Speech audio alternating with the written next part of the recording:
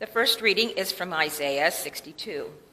For Zion's sake, I will not keep silent, and for Jerusalem's sake, I will not rest, until her vindication shines out like the dawn, and her salvation like a burning torch. The nations shall see your vindication, and all the kings your glory, and you shall be called by a new name, that the mouth of the Lord will give. You shall be a crown of beauty in the hand of the Lord, and a royal diadem in the hand of your God. You shall no more be termed forsaken, and your land shall no more be termed desolate, but you shall be called, my delight is in her, and your land married. For the Lord delights in you, and your land shall be married. For as a young man marries a young woman, so shall your builder marry you. And as the bridegroom rejoices over the bride, so shall your God rejoice over you. Holy wisdom, holy word. Thanks be to God. Psalms 36, and we will read that responsively. Your love, O Lord, reaches to the heavens, and your faithfulness to the clouds. Your righteousness is like the strong mountains, your justice like the great deep. You save humankind and animals, O Lord. How priceless is your love, O God. All people take refuge under the shadow of your wings. They feast upon the abundance of your house. You give them drink from the river of your delights. For with you is the well of life, and in your light we see light. Continue your loving kindness to those who know you, and your favor to those who are true of heart. The second reading is from the 1 Corinthians chapter 12. Now, considering spiritual gifts, brothers and sisters, I do not want you to be uninformed. You know that when you were pagans, you were enticed and led astray to idols that could not speak. Therefore, I want you to understand that no one speaking by the Spirit of God ever says, "Let Jesus be cursed." And no one can say, "Jesus is Lord," except by the Holy Spirit.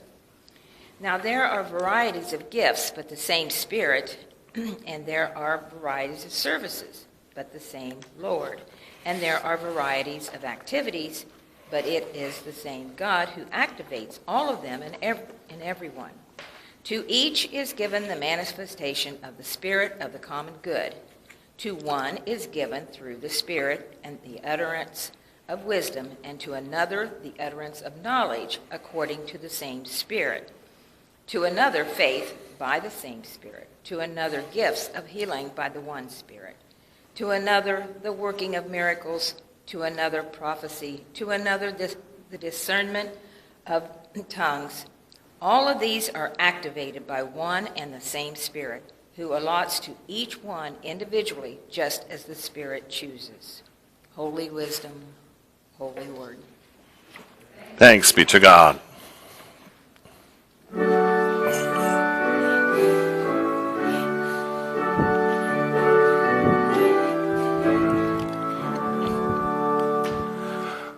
As a star, God's holy word, lead us to our King and Lord. Brightly from its sacred pages shall this light throughout the ages shine upon our path of life. Shine upon our path of life. The Holy Gospel according to John, the 2nd chapter. Glory to you, O Lord. On the third day, there was a wedding in Cana of Galilee, and the mother of Jesus was there. Jesus and his disciples had also been invited to the wedding.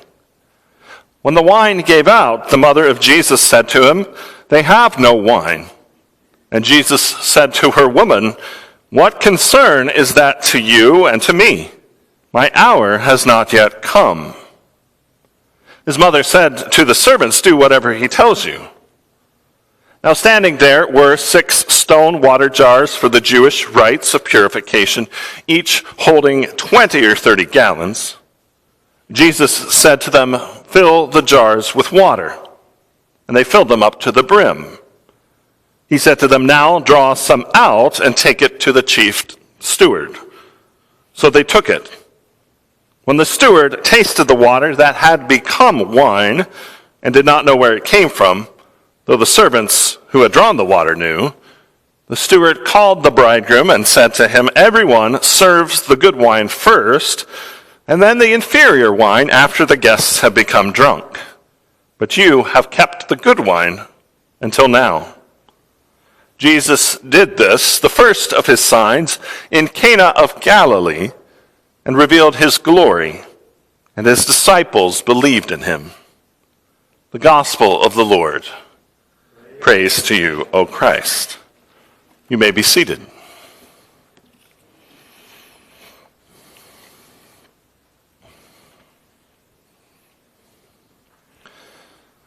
So far this month of January, we have heard gospel stories about magi bearing gifts who were led by a star to the Christ child.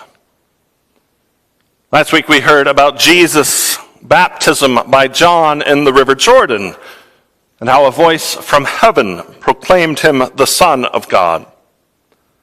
Today our gospel story focuses on the third of these great epiphanies or revelation that we celebrate this time of year. That is, Jesus turning water into wine at the wedding in Cana. Now, there are lots of things that I can explain to you about this gospel story. I can share with you a little bit about first century wedding customs, about foods that might have been eaten during a wedding feast in Jesus' time, about symbolic elements of this story.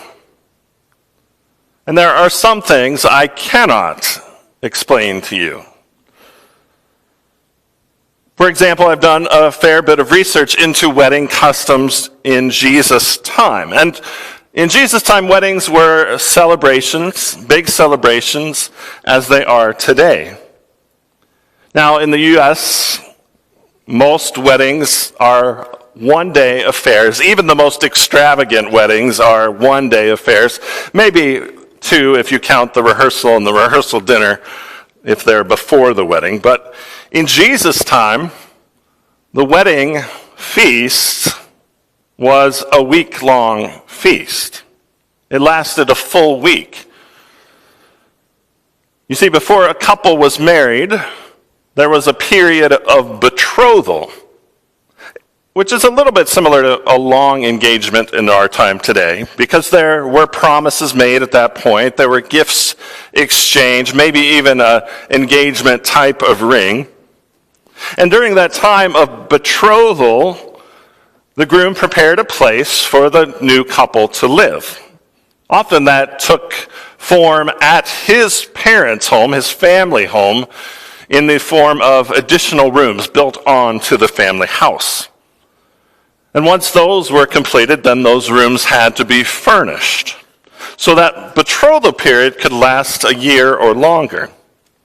When everything was finally readied, then the father of the groom inspected the new quarters and finally gave permission for the bride to come to her new home. So, like today, the groom and his friends, dressed in special clothes, and they walked in procession to the bride's family home, where she and her bridesmaids would be waiting. Now, this usually happened in the evening when people were home after a day of work, and as the groom and the groomsmen paraded down the streets, neighbors would often join that procession. It was kind of a parade. When the procession reached the bride's home, she was picked up, sometimes literally picked up, and taken to her new residence. Once there were blessings and prayers, not much of a ceremony, actually. And then the bride and groom went into the bridal chamber to do what brides and grooms do. Meanwhile, the party continued outside the bridal chamber. Some of the groomsmen may have done some pranking with the new couple. And when the bride and groom emerged from their chamber, the party continued for a whole week. So I can tell you some of the first century customs about weddings. And I can tell you about the menu, a little bit about the menu at a wedding that was typical during the time of Jesus. And in fact, I've made some recipes that might have been similar to what was made for this wedding in Cana of Galilee. And someday I will let you taste those.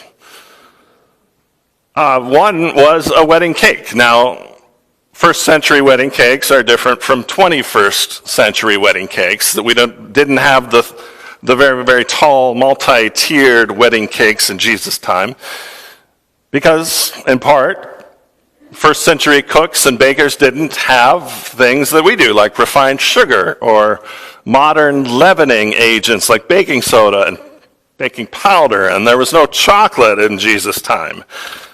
So first century cakes were much more like flat cheesecakes or modern fruit cakes with dried fruits like dates and apricots.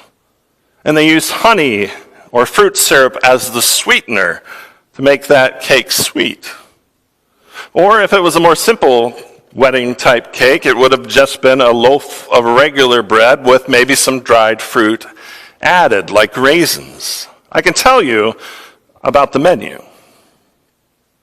And I can explain the importance of wine, why it is so significant in this story.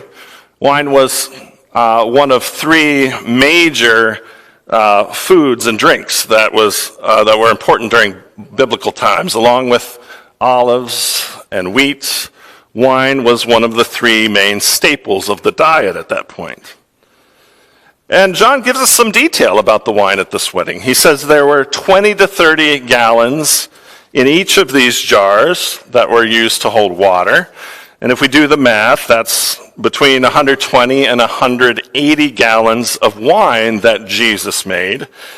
And if we were to convert that into modern bottling, there would have been 600 to 900 bottles of wine. That's a lot of wine. And they'd already drinking the initial supply of wine. Don't forget that part. And after the class I took this summer, I could tell you a little bit about the fermentation process and how wines are made.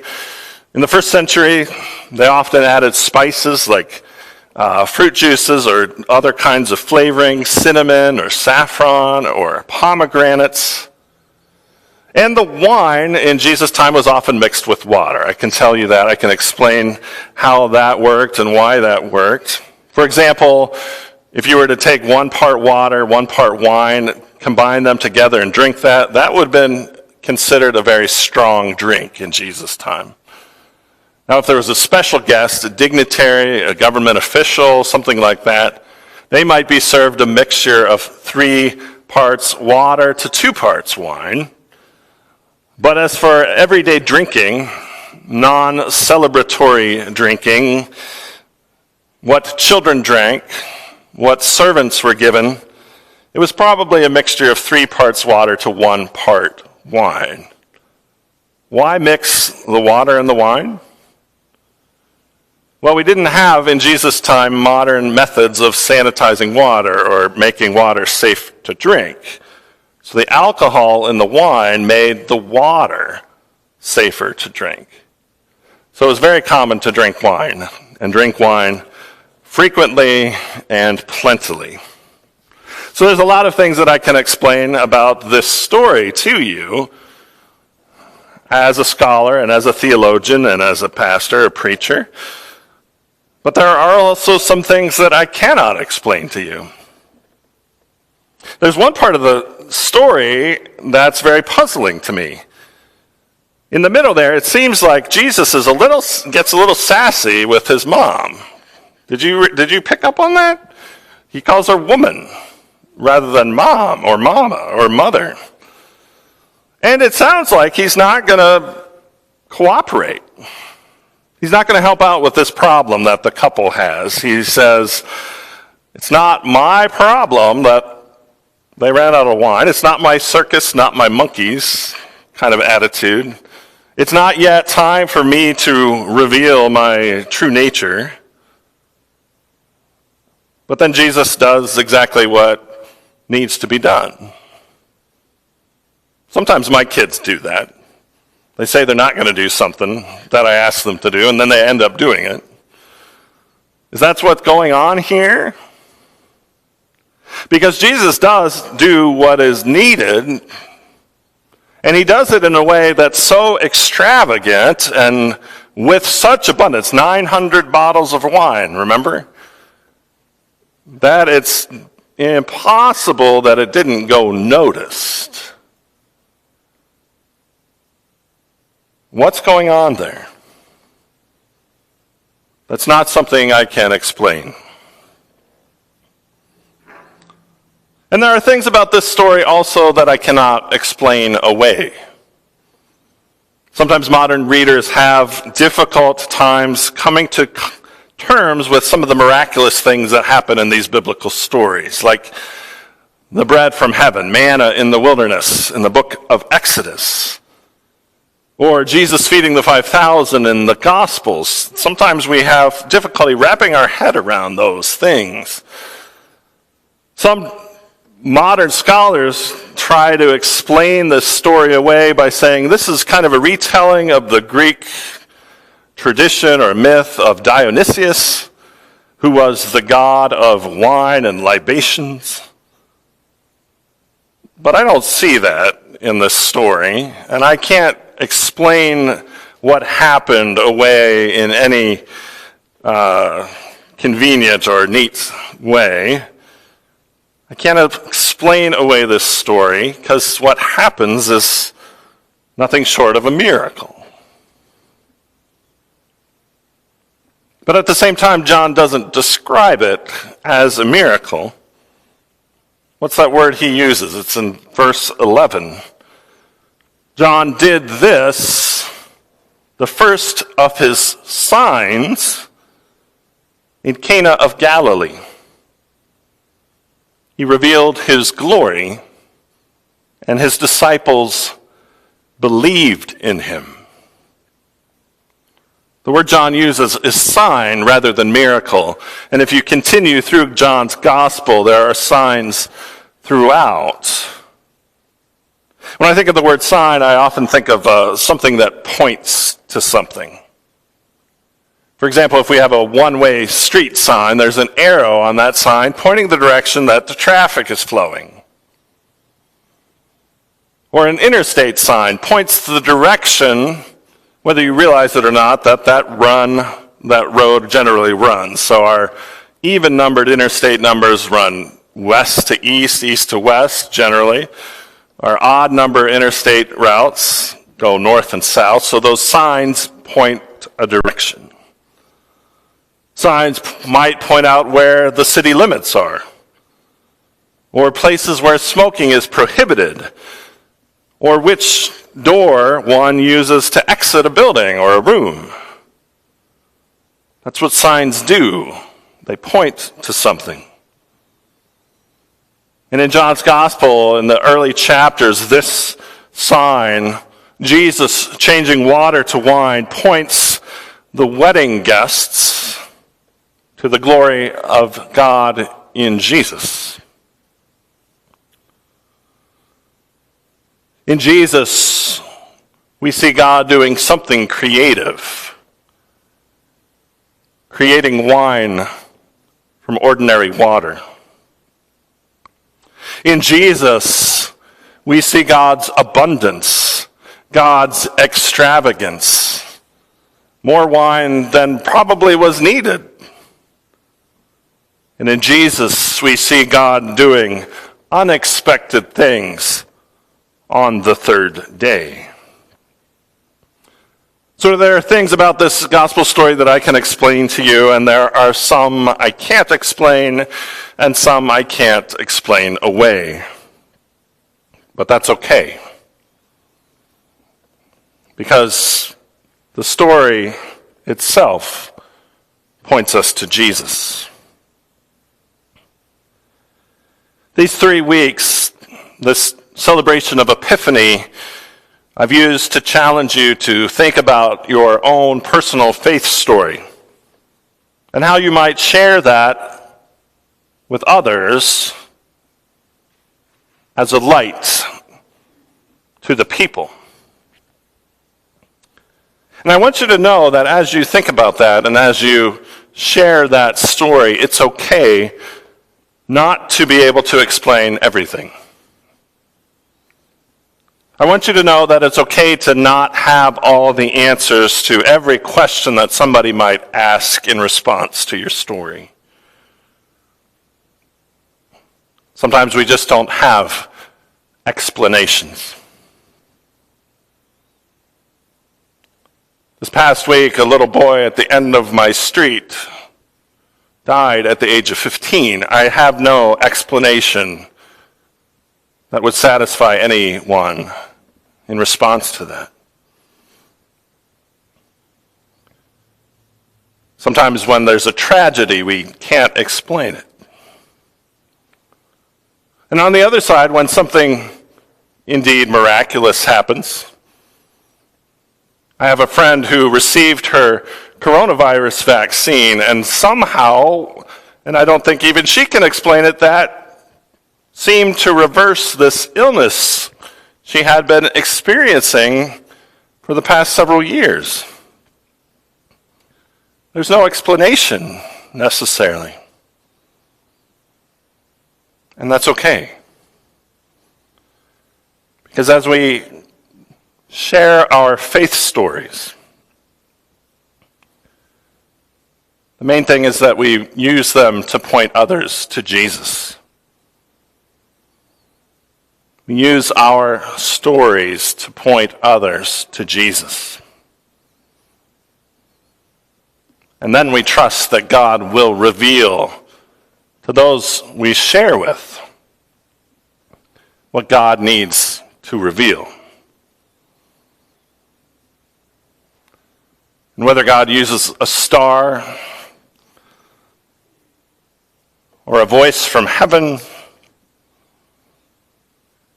or something unexplainable, we trust that God will reveal the light of Jesus to the world. And we're grateful to be a part of that revelation. Amen.